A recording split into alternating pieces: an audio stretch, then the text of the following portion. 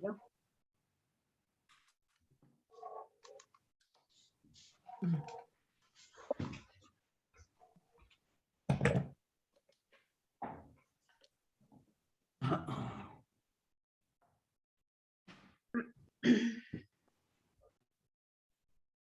All right, we're going to go ahead and get started.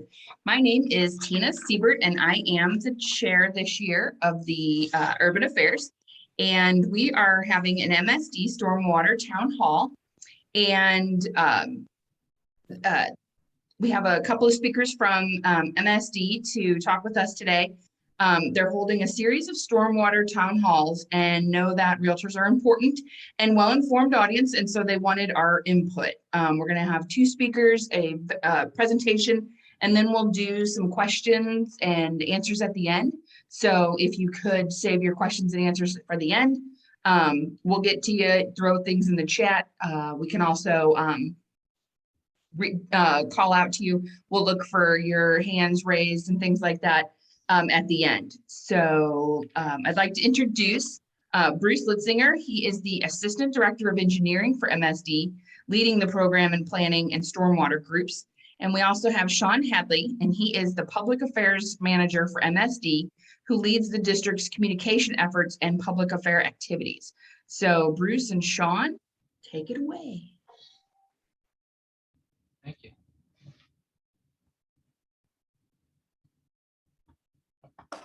I hope I'm on mute. So, hi, my name is Sean Hadley. I'm the Manager of Public Affairs for the Metropolitan Sewer District, MSD, Project Clear. We're going to talk about stormwater problems, growing problems, and possible solutions in this brief presentation I'm going to go through, and we'll take questions at the end. So again, I'm in over the Public Affairs group, and you'll hear from me, and then you're also going to hear from Bruce Litzinger, our Director of Engineering, or Assistant Director of Engineering, sorry. So quick little overview about MSD. MSD's mission is to protect the public's health, safety, and water environment by responsibly providing wastewater and stormwater management. We're two utilities in one, which I'm going to go into here real briefly. So MSD Project Clear, again, like I said, we're two utilities in one. We're a wastewater utility and we're also a stormwater utility. So we operate under one umbrella, but it's two different buckets that we have that we work with. So wastewater services, you'll see here, and stormwater services, some of them are very similar and cross paths, which is we're cleaning and repairing the existing wastewater system. We have compliance with environmental regulations, and we have major new improvements under the wastewater system, which means that we can we can add new sewers, build like tunnels and stuff like that, different projects. Under stormwater, we have cleaning and repairing of the existing sewer, and we have compliance with environmental regulations, but there is no funding for any new improvements. So all we have right now is the funding to address the existing stormwater system. We can repair anything that's already existing. So how MSD is funded? So MSD is very simple. We're funded this way. Your wastewater bill that you get, the bill you get in your monthly, in your mail on every month or in your email is your wastewater bill. That is that pays for the wastewater services that you receive. So anything that goes down, any water that comes out of your home. Stormwater services are funded by a property tax assessment, and that only covers the operation and maintenance of the existing system. So stormwater problems, flooding and erosion are our biggest problems that we see throughout the region. Stormwater events, can overwhelm both our natural and constructed systems when rain falls too quickly. Stormwater problems also arise when natural systems cannot quickly absorb or take on too much water that falls from impervious surfaces like roads, driveways, parking lots, any hard surface that can't absorb water. The two largest stormwater problems in the St. Louis region are localized flooding and soil erosion. I can take it from here, Sean. Yeah. We'll cover some of the problems we're seeing and some of the solutions that we can deliver. So as Sean mentioned, the two main problems we see are flooding and erosion. And here's a typical example of flooding, localized flooding, just a flat area and the water can't drain, soil is saturated. And concerns there are it's a nuisance, but also it can flood buildings and streets and things like that. So next slide. And then the other major issue category of issues that we have on stormwater is erosion. So what happens is the water in the creek comes up, it erodes soil away from the creek banks, and then that can threaten structures, such as in this example, it took a roadway actually, and we have many buildings, homes in the region that are threatened from this erosion. So, I mean, we see the problems, but main source of problem identification is from customers. What happens is customers will call if they see a problem. They'll call our customer service and we'll reply. And they call for a stormwater problem or local flooding problem or any stormwater problem. And we've had 3,500 calls just in the last 3 years. And those calls have doubled from 2018 to 2019 because of major rain events. And you can see on the map on the right there, all the blue dots representing the calls we've gotten. And it pretty much universally covers the whole MSD service area. And then we've identified solutions to those problems and identified over 500 projects representing about $500 million to deliver them. And we have no funding source for those projects at this time. So possible solutions are on the creek bank stabilization. So as an erosion example on the top right picture there, you can see creek erosion threatening the houses. They've already lost the back of their fences there. And we have, the solution would be a hard armoring. We'd use concrete blocks, or in the case of this solution here, we'd use rock to stabilize the bank, to lay the bank on a slope and then stabilize it. And this particular project was funded during a 2-year period where we did have a stormwater fee that we were collecting from 2008 to 2010, and we were sued on it, and we lost that case, but we were able to keep the money to construct the projects while we were collecting it, and the case was proceeding. So that's how that got funded. The other solutions can include, for localized flooding example, increasing system capacity, adding storm sewers to an area that's not served, or if it's an undersized system, increasing the size of the sewer. The other solutions can include green infrastructure, rainscaping. The examples for this would be a rain garden or some sort of swale. Pretty limited in how we can use them to solve some of these problems, but we will use them if we can. And then in rare situations, particularly for problems like regional flooding, we have the option of purchasing frequently flooded properties. I'll go back to Sean. You're muted. Thanks, Bruce. I know that mute button is it's kind of becoming a problem there. So why isn't this being addressed? And again, there's no funding source. So MSD Project Clear operates and maintains the public storm sewer system. Again, the system's already existing, but we have no funding to address more than 500 plus identified stormwater problems throughout the St. Louis region. Previous attempts failed when we tried to go get this stormwater funding for capital improvements approved.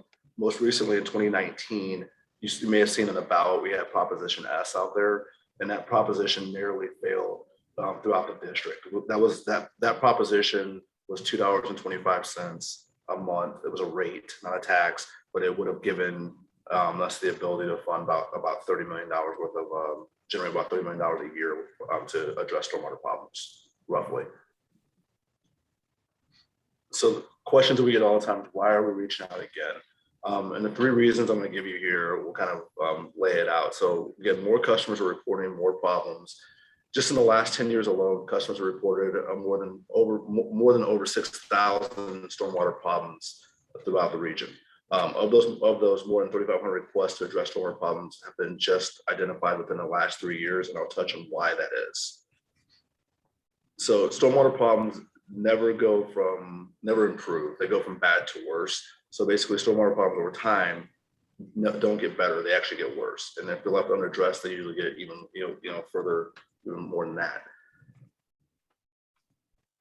So what I touched on earlier is why we're seeing all this, and that's the strength and regularity of the storm events that we're seeing. I mean, just in St. Louis alone, I mean, saw back in August we had major rain.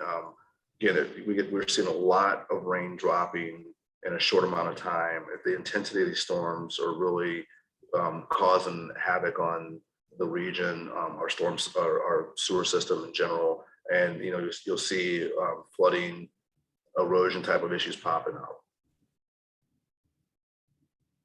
So again, our main reason we're here is to learn from you, our customers, and we have some key questions that we're going to ask that we want you guys to participate in, and we want to hear from you because this is again where we are gathering this feedback and how we can better serve the customers that are here in the St. Louis region. So 5 key questions, 5 questions we want to learn from, and we're going to have a poll that's going to pop up as well. Do our customers see a need to address stormwater problems like localized flooding and erosion? Do our customers want MSD Project Clear to provide a stormwater solution? Are customers willing to pay for stormwater solutions? And if so, how much are they willing to pay? If willing to pay, would our customers prefer to pay for stormwater solutions via impervious area tax or property tax? And I'll bring Bruce back in to explain what impervious area tax is, the difference between that and the property tax. Sure. Well, the property tax is, as you mentioned, in 2016, Prop S, we're collecting that right now, 10 cents, I believe, per $100 of assessed valuation on real estate. So it's an ad valorem tax that you pay on your annual real estate tax bill. The impervious area is first of all, impervious area is surfaces that don't absorb water. So it could be driveways, concrete, asphalt, rooftops, sidewalks, things like that. So what MSD does is we take aerial photography and then we outline these hard surfaces on every property, roughly 500,000 parcels, and then get the square footage of impervious area associated with the parcel, and then the fee will be a rate per square foot of impervious area. We'll bill on that. It'll be either billed with your wastewater bill, or if you don't get a wastewater bill because it's a non-sewer parcel, you'll get a separate bill. A little bit more to administer, but it's accurate. So. Thanks, Bruce. So what we did was we popped the we put the survey link in the chat, so you guys can take that on your own time and convenience. It's msdprojectclear.org/SW survey, and that's in the chat if you want to take a look at that and answer those questions. And we're gathering that feedback and kind of going to take that over, take that into consideration as we address or assess how we're going to come out with a stormwater proposal. So a big reason why we're here today is our municipal outreach that we're doing. So we're asking if you'd help us promote the district's virtual town hall meetings that we're having throughout the fall and into the winter. We've had a series of them already. We've been to a couple of municipalities as well, and we're here to kind of implore you to empower you to give us bring us into your communities and talk more about this. Again, help distribute public education materials on this topic, which we can provide to you using our communication channels. We have a website set up, or we have a dedicated website page on our website just for the stormwater problems. And then again, that's mentioned possibly hosting town hall meetings of your own regarding stormwater problems and having us come in and do this presentation. We have a longer form presentation of this as well, and we have a shorter version, shorter than this one that we're doing right now. So again, this is what we're looking for. These are the asks that we're having. These are the 3 main asks. And again, so thanks for your time. And you can see on the screen here, there's the QR code that will link you to our website, or it's also at msdprojectclear.org/town halls. You'll see all the schedules there from the upcoming town halls. We have a lot of content up there as well. You can see firsthand, there's some videos up there that show some stormwater problems throughout the St. Louis region, and you can kind of see what we're dealing with. You see on the screen here to schedule a town hall. You can contact Sadamir from my staff. His email address is there listed on the screen as well. Thanks again for helping. Thanks again for the time. Did we want to take questions next, or? Yeah, and we'll take questions at this point too, so.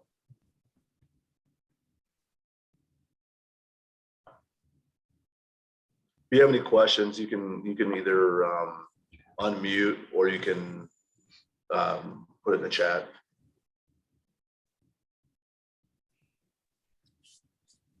Hey guys, this is Sam Hall with Dealman Sotheby's Real Estate. We have heard from a couple of different municipalities like Ladue that we regularly work in that they have their own municipal stormwater initiatives, but again, also don't have money to deal with that. Where do you guys stop and start, and how do you all coordinate? Bruce, you want to go ahead and take that one? Do you want me to? Yeah, he's so yeah. talking about Ladue and the you can probably tell him about the OMCIs and Sure. what we're doing with that. Sure. So there are a number of cities that have their own stormwater programs. There's actually many more cities that collect like a parks and stormwater tax. Most of them, don't spend it on the stormwater aspect of that. Some do. But if you've got a city like Ladue, we're aware of their program. We're in contact with their, public works, and we coordinate our plan with their plan.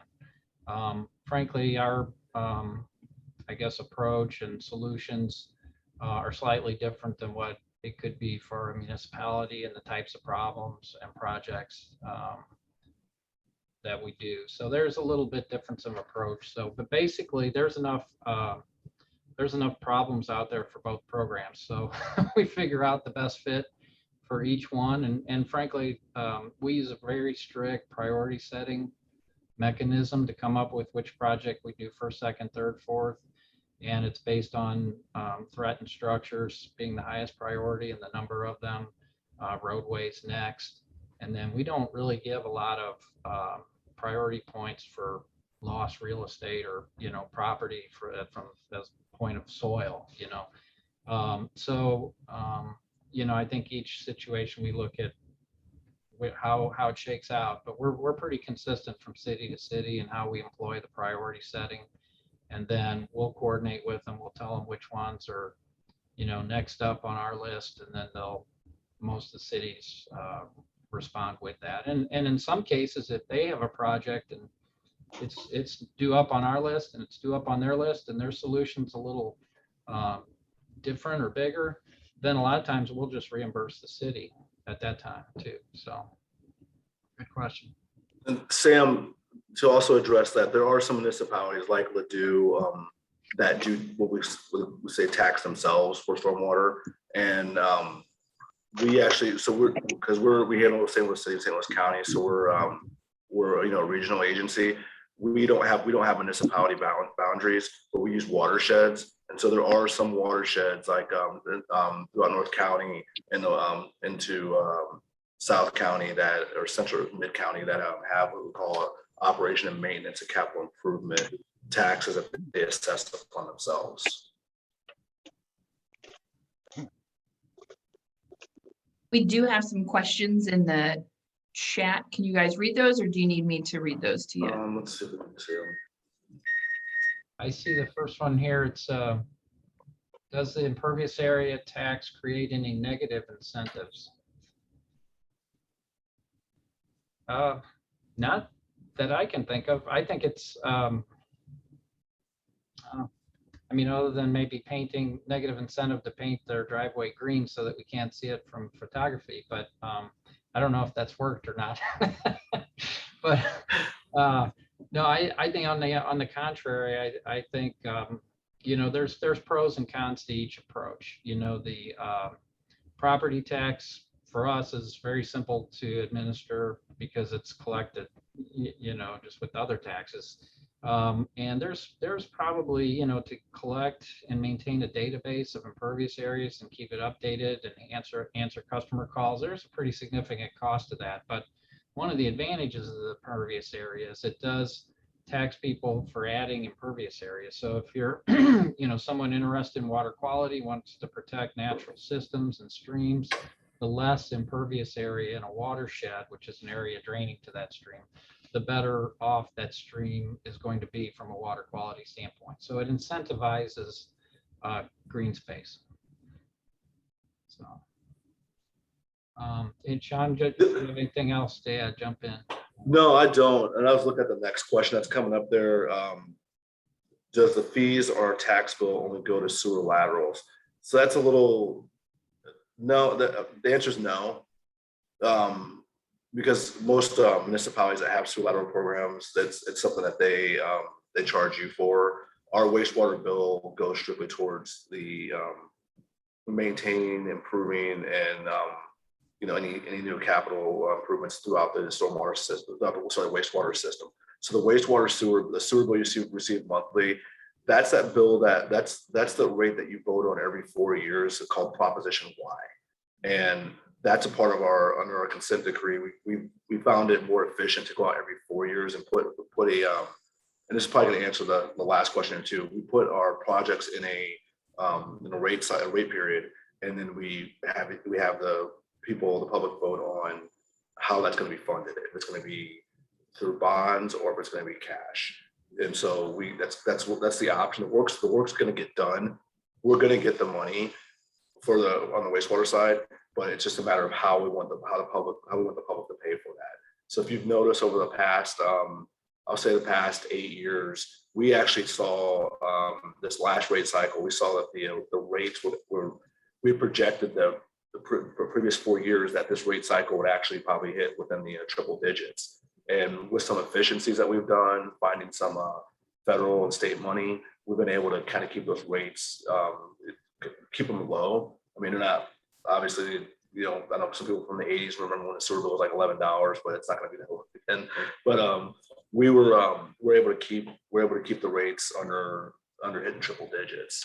And so that's why we do what we do and how we look at this at the cycle. You will see us coming back in 2024 with another Proposition Y, and what we're projecting right now is that could be the last time we go back out to voters, because everything should level off at that point, and we won't have the need to ask for bonding authority. And that's all that is to give us bond authorization just to go out and get bonds if we need to. Hey, Sean, I just wanted to tack on just to make sure we're answering that. So it's a fee on the tax bill only go to a sewer lateral. So I'm presuming that's the stormwater fee. So that, I mean, the sewer laterals from the house to the public right of way or to the MSD easement is private. And then, that funds we collect are only used on the public sewers that are dedicated to MSD, and they have to be in an easement or a public street right away. Hopefully you might want to go and drop in there too, because she is talking about the tax bill, that 2 cents that's in there that we didn't really mention. There's a 10-cent property tax assessment, but then there's a 2 cent that's in there as well. You want to explain that to him too, Bruce? Sure. So the 10 cent is for operation and maintenance of all the storm sewers that have been dedicated to MSD, which is about 3,000 miles of concrete storm pipe and other assets. But that's the 10 cent. The 2 cent is for when Sean was going through the slide, and there's regulatory obligations. So as an operator of a municipal separate storm sewer system, MS4, MSD has a permit to operate that, and it's got certain water quality requirements that we have to do. And incidentally, we're co-permittees with 60 municipalities that meet the criteria, plus St. Louis County. And so there's requirements in our land disturbance regulations and sewer construction regulations and things like that dictate what we do. But that 2 cent is what we use for those activities, for mainly labor or staff. So there's another question asking, how does a neighborhood find out about work that might be going on in their area? So there's a couple of things. Our website is one place you can find it, and I'm asking my team to drop in a specific link to the rate proposal that shows the list of projects. And then we don't have an area map that shows, we have area maps internally that we can share, but we don't have an area map that shows necessarily that where the projects are taking place. because sometimes those projects that may be planned may actually end up going away because of an improvement that was done previously. For wastewater, this is only wastewater. There are no stormwater project work being done as far as improvements. You'll see maintenance work, like you may see us in the area working on an existing stormwater sewer that may have been damaged, or there may be some damaged pipes or something along those lines. Where, you may see us doing that. Another big thing to understand here too, this group, and you guys can really help us with this, is that MSD does not own creeks or streams. We, the only authority we have or jurisdiction we have on a creek or a stream is if there is a known blockage in there, we will come and clear that blockage so that to keep the water flowing in the creek. So if there's like if there's the flow is being impeded, you will see us come in and remove that debris. And we only do that when we are notified that there's a potential possibility of that. So that's one of those things that we don't have any jurisdiction over the creek or a stream. So people's backyards, when they say this creek's the road and doing this is what we're trying to go after. This stormwater proposal that we're going to put out there will give us the ability to address those issues of creek erosion. So, I mean, we do have some of those OMCIs, 6 of them that we did turn, 6 of the 12 that we did turn on after the negative vote in 2019 on a Prop S for capital funding, but there's very limited and very limited in geographic area, very limited dollars available. And but I would say the only ways to find out about work going on in the area is we do have a map we publish with our capital improvement replacement program supplement. It's a supplemental budget, and it just kind of lists dots on the map, so you kind of get a feel for what the project name. But if you go to the project page in the budget, it'll show kind of an outline, a conceptual of what that project might look like. And then, whenever we're doing a project in design, we go to all the affected property owners that are affected by the construction, get temporary construction easements and other easements if needed. So another question that's in here, Bruce, is there any incentive to put in green parking using a pervious surface for parking instead of blacktop or other pavement? Maybe so they're asking if there's a benefit as opposed to incentive. Right.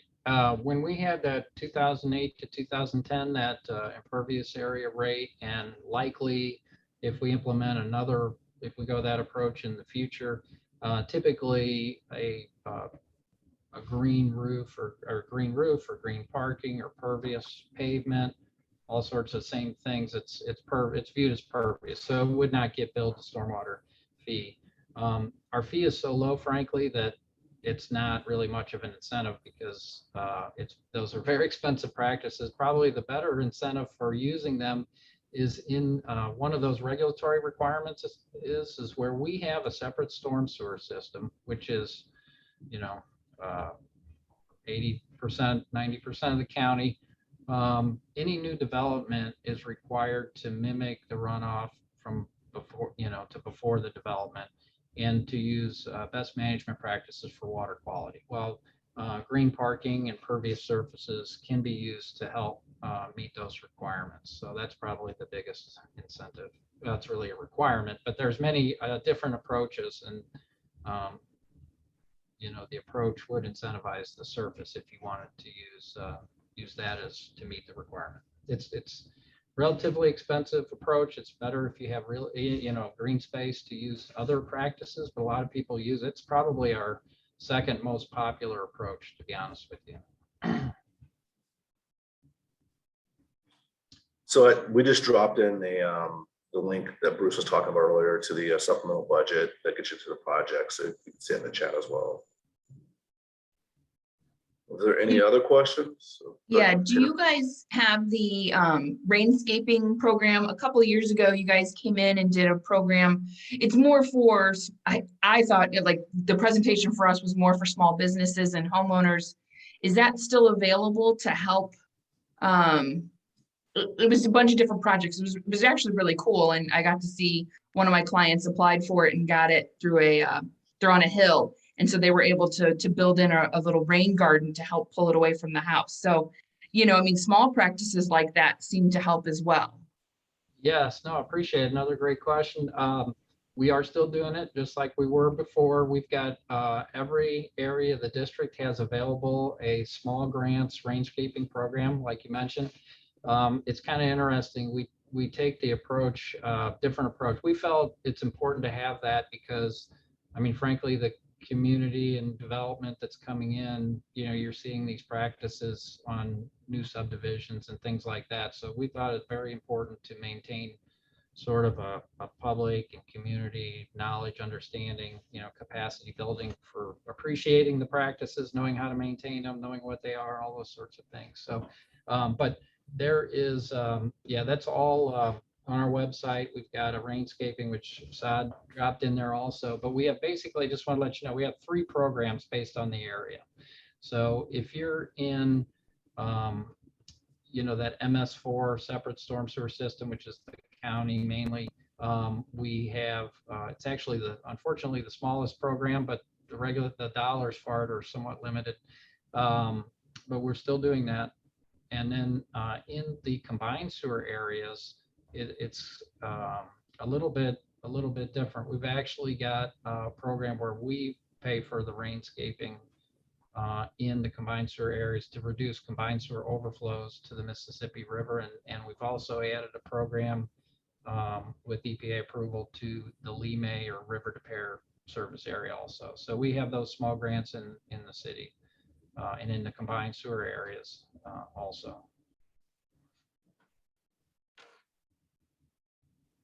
And you can see the map. I believe that rainscaping link will take you to a map that'll show you the applicability for each of those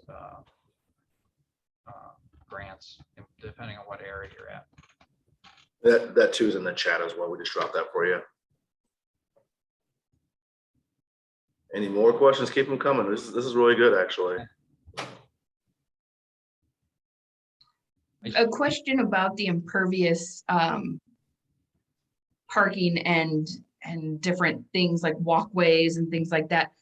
Where would we see like a success story of that? Because, you know, there's a lot of times the municipalities will say you can't park on, say, like a chat gravel area, but yet is that considered to be an impervious? So it, you know what I'm saying? I mean, there's like, what are examples of that? Okay, so I think what I heard you say is, well, a couple things I heard is, one is, do we have like model examples and things like that of where these practices have been put in place? Yes, and I think we've had some links out on our website where we've shown different case studies associated with the rainscaping program. But then you brought up sort of a chat area for parking, and I didn't understand about them wanting you to park there or not wanting you to park there. But if, you know, I'll just go to how we handle rocked areas in the impervious area when we had that fee. We would look at it, if it's limestone and it's going to be compacted and not absorb water, it'll be as hard as pavement. If you use clean river rock or something like that, which is terrible because it doesn't compact and it gets all over the place, you know, from the standpoint trying to keep it where you want it, that could be a pervious area. Yeah. So hopefully that answered the question.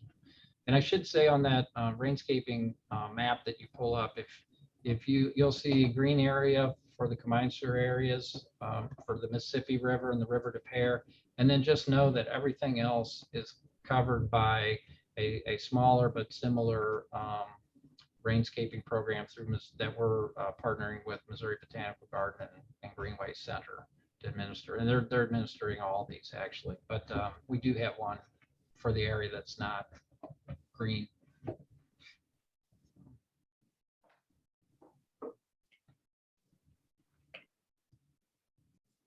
See, there's something else in the chat. What items, let's see. What items put into the system would you like to see less of, and how can the public be educated? That's a big one. So I can take some of that on. Bruce can jump in with me on this. So some of the items that we don't want to see in the sewer system, obviously you'll see we have a big fat to oils and grease campaign that we're heavily involved in right now. We actually started that up. We actually started more outreach with that in October. And there's a link in the chat as well. You can see all the information about the fat oils and greases. Right now, the big thing is hopefully it doesn't snow here soon, but it will. We know that. Salts are a big one. That's a big no-no. But we try to keep try to make sure people understand that when you're putting salt down your sidewalk, if you're the more you put down, the more it's going to go into the sewer system. It's got to go somewhere. Pet waste is another one. But we highly recommend that you clean up if you have a pet, that you clean up after your pet, because that waste goes into, again, the sewer system, and it actually hits the storm sewer systems, which in the county is a separate system. So it's actually, that pet waste is actually going out into a creek or a stream untreated. And that's, in the city, it's a combined sewer system, but it's still infiltrating the system. So pet waste is another one. We actually put tips out there about how to properly drain your pool, and we put tips out there on how to on leaf pickup. Right now I know it's a lot of trees are losing their leaves and everything. And what we do recommend is that, one, you never, the storm inlet's not a trash can. Never dump your inlet, your leaves into that, because it does clog up the system, and it does cause overland flooding. It'll cause the system to back up.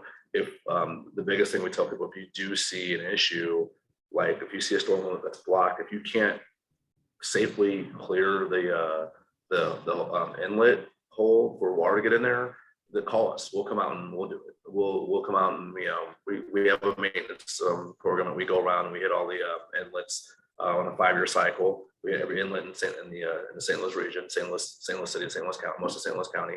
But we just ask that you make sure that you, if you see that you do call us. And if there's a rainstorm coming, if you can safely clear it, then we ask you that just clear the open way so water can get into it. Anything else on this, Bruce, as far as? I think you hit the big ones on the storm sewer system. I think the biggest issue we deal with in our local streams, and there's roughly 26 that get monitored to some degree, and we've actually got some streams in the area that are impaired under the state regulations, and so they have plans and part of our MS4 regulatory activities to try to address that. But the two listed pollutants right now that we have are E. coli, which is pet waste. It's bacteria from the intestines of warm-blooded animals. So anything going to the bathroom with it, put it in the trash, preferably, so it's the best. And then chloride from salt, like Sean mentioned. But the only thing I would maybe add to it, and then he hit the others, the yard waste. Trash is a big one. There's a big pilot going on from a few environmental groups in the area where they're actually putting nets across our creeks to collect trash and try to raise awareness and get some statistics and things like that. And as well, MSD participates with volunteers with trash events that cover the entire area, and we collect. The trash cans we use in these events are roll-off boxes from construction sites. They're just 20-yard containers, and they get used. So the only other thing I would add to it is on the sanitary side, which we really didn't talk about. Really, residential areas is not a big deal at all, but probably the two issues I just put on your radar is there's a lot of controversy in the sewer industry about these flushable wipes. And so there was actually one of the sewer districts, I believe out east, sued the manufacturers to say, hey, you say it's flushable, but look what it does in our system, and it clogs everything up. So just that's kind of maybe something to put on your radar. Is just most of the flushable wipes aren't, a flushable wipe would be something you put in a water container and it just breaks up. A lot of these products just don't break up, and then they get into our system and accumulate on our pumps and things like that, screens and whatnot. But that's about it. And then maybe septic, on the E. coli thing, pet waste is a big one, but I'm jumping back to stormwater now. But septic tank, proper maintenance and management of those systems is important also, because they can be a source too. Yeah, and one thing that Bruce has brought up, you talked about the flushable wipes. That is a huge problem because they do not dissolve.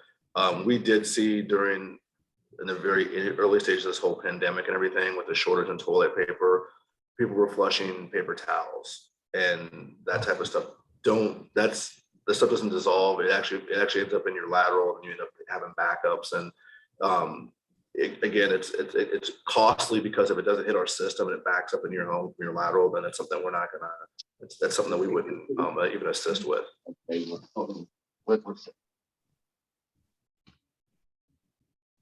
other questions? I think you're preaching to the choir about the wipes, because as realtors, we watch video after video after video of sewers, and we see them all the time. So, you know, sewers are definitely something that are very heightened awareness option, you know, things for us, because we're constantly seeing, you know, sometimes the best sewers in the world and sometimes the worst sewers in the world. So that's why this is, you know, something that's important to us, because we see it. You know, we get it.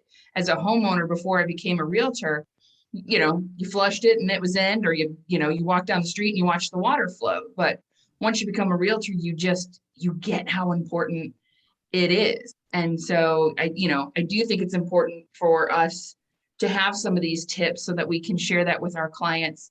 You know, I'm getting ready to close on a house with a pool, and I'll definitely share them, you know, share those tips. So I'm glad that you put that in there. And Charlie, can we make sure that we send out the a couple of these links with our wrap up? Absolutely. Okay. Yeah, and Tina, one thing to keep in mind as well, like we put all those links in there, and we have we do a big social push. Our handles MSD Project Clear at MSD Project Clear for all the social channels you're looking for. But the thing also to keep in mind is that I was going to touch on this when you talked about putting stuff down the drain. The fats, oils, and greases, that's something that takes time. It does take time to develop, and you know, if especially if you're selling a house to somebody that's, you know, now maybe that person that lived in there previously had that practice of doing that for the last 15, 20 years, that can come back and be very, very costly. I've actually had a grease backup, and it's not fun. But one thing I'll tell you about a grease backup too is that if we do get called out on a grease backup, which we've had happen before, it had happened throughout the district, we can actually trace back where it came from, and we will seek action as far as finding you and getting and recouping the cost of having to clean up that mess. So if it's a backup and it causes your neighbors to back up as well, and we have to come in and clean it up, we can trace back to where it came from. You know, Tina, the discussion just led me to another thought. I think we touched on it before, but just to hit it one more time as far as issues. And you brought to my mind that, you know, the homeowners, they maintain almost probably as much of a system as MSD does with regard to the private laterals, you know. And we had a code we were dealing with in our maintenance world called a defective lateral and things like that. It's tough because you know, we don't cover the laterals. Most of the cities do have a lateral program that covers it to varying degrees, but their funding is, I think, often limited, and also their purpose and intent and how they manage the system is somewhat, you know, I think a little different perspective. So I think, you know, with all the issues, if you have grease, it could be roots contributing to the grease accumulating on them and things like that. So probably the biggest thing I would think of is roots problems, and, you know, the clay laterals are, they create, well, let's put it this way, all the clay pipes we have in our system, we spend hundreds of millions lining and dealing with you know, issues, so cleaning, so forth. So yep. Are we Yeah, I missing had one more anybody? question. Go ahead. So this is Sam Hall again. That just brought a thought to my mind. You know, the sewer lateral programs that are administered by the cities are pretty popular with our clients, and I would venture to say with, you know, county residents overall. We just saw this year Brentwood do away with their lateral program because, as you said, funding was limited. They looked like it was going to go red this year, so they just did away with it. I don't think very many people that have bought in Brentwood lately are aware of that, but I'm sure they will become so. Is there any sense in a future county initiative that you guys would run for funding of switching the authority of those lateral programs over to you guys, to where it would just be a blanket county program? And would you even want that? Bruce, I'll jump in if you want to. Okay. I know what he's asking here. So we've actually been, there's an ongoing discussion right now, kind of quietly developing with regards to you just use the word regional. You'll hear people using the word regional, regionalizing, resources. Like right now we have, there's a permitting, they're trying to get the whole permitting thing regionalized as far as for development and everything. And we're working with the city and working with the county on kind of how that works and what that's going to look like. The next one was the lateral program that was actually brought to our attention, that that something that's of interest to be regionalized. The thing about that is that we're working with you, the realtors, on kind of helping you develop what that looks like and everything. But throughout the region, you got to keep this in mind. Sam, you brought up a good point here that the municipalities have their own lateral programs which generate revenue. And the thing that you have to look at is that's in some ways it's a slippery slope, but we have to look at how that works and how that would happen. We would absolutely be in favor of being an administrator of the program as a whole.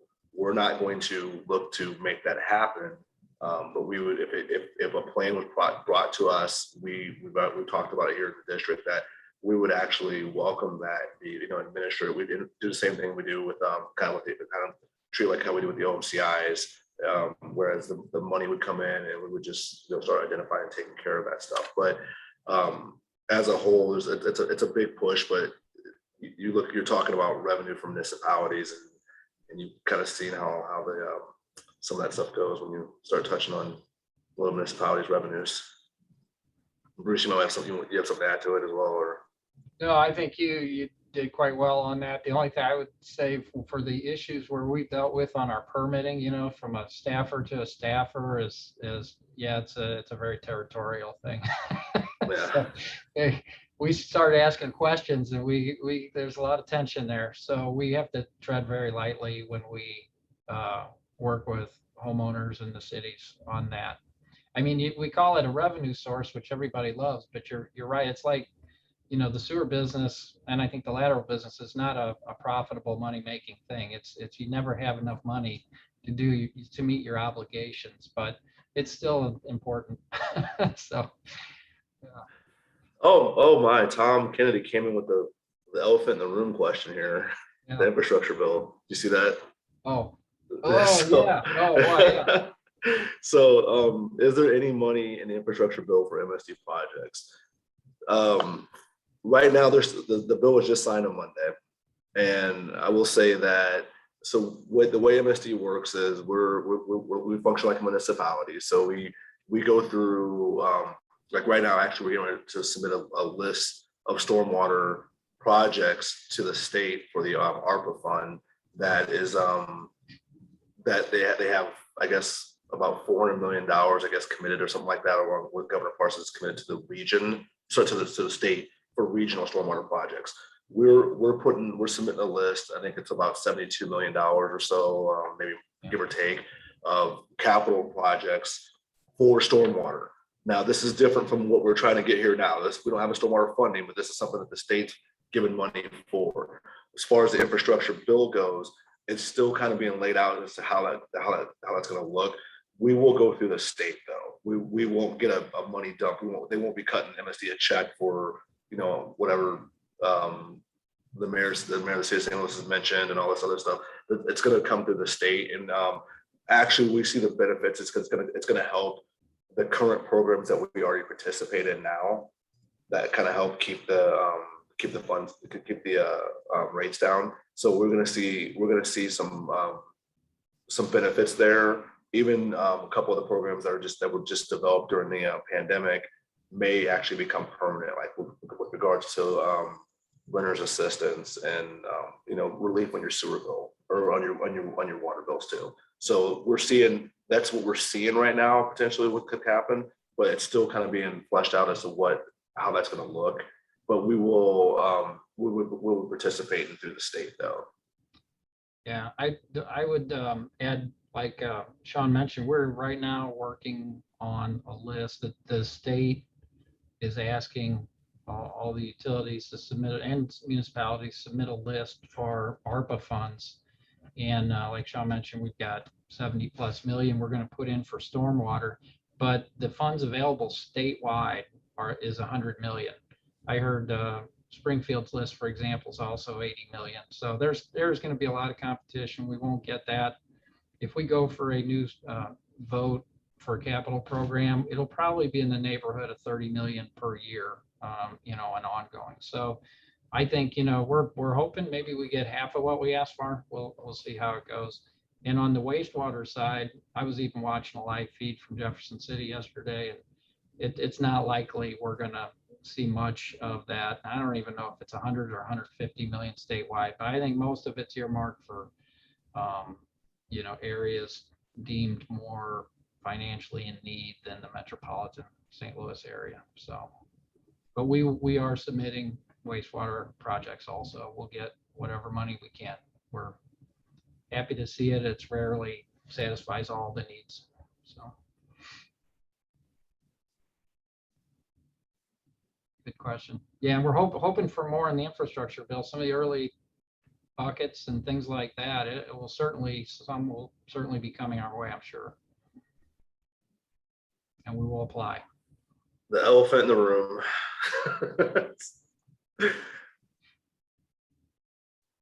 Any other question? I mean, again, this is a good discussion. I'm glad that, we're happy to be in front of you and talk to you about, again, the stormwater questions. We're taking other questions, obviously, too. But I mean, mainly like our big push here. I mean, again, can't stress enough. You all are with homeowners or people with potential homeowners, people selling homes and stuff like that. And I think that you all have a good audience, and we could use the push to help educate, just not on just stormwater, but just many other things that we have going on with regards to sewers and everything. You've got our contact information. You've got our ask that we have of you, our social channels. We've shared a lot of stuff with you guys in the chats. Charlie knows how to get a hold of us. Charlie's a great resource as far as getting information from us to pass on to everyone. And again, we're open. If you guys, I mean, we can do these in smaller settings. We just did one in Creve Coeur last night at a ward meeting in Creve Coeur. That's an area that's unfunded as well. And we've got smaller, shorter presentations. But our main thing is tell you what the problem is, and then let you ask the questions and let us go that route. That's the approach we're taking this time around. We're not asking them. We're not asking. The only thing we're asking is, do you want this, and how much do you want to pay for it? And that's pretty much our ask. So if you have a need to have us come out, just let us know, and we can make that happen. Well, thanks, Sean. I think that brings a good point that a lot of the realtors, especially the ones that come to our urban affairs events, tend to be really active in their neighborhoods and really big in the community. So there may be a few reach outs on that. Hopefully that they can get you involved in their neighborhood associations and things like that. For urban affairs, we really, really want to give a big thanks to Sean and Bruce today for coming in and teaching us all about this stuff. Also, big thanks to Saad for all the pickup on sending up all the links and everything in the chat and being on top of that, because that really helped out a lot. We want to give everyone just a heads up of what we have coming next with urban affairs. On December 2nd, we have St. Louis County Prosecutor Wesley Bell. Be sure to register for that. St. Louis Real Estate, stlouisrealtors.com/events. Same way you register for this, MLS, all that type of stuff. I think that's pretty much wrapping it up today, right, Tina? All right. Well, thanks everybody for coming by. We look forward to you. Once again, thanks, Sean, Bruce, and Saad. You guys are amazing, and we learned a lot from you today. Thank you. Appreciate it. Thanks.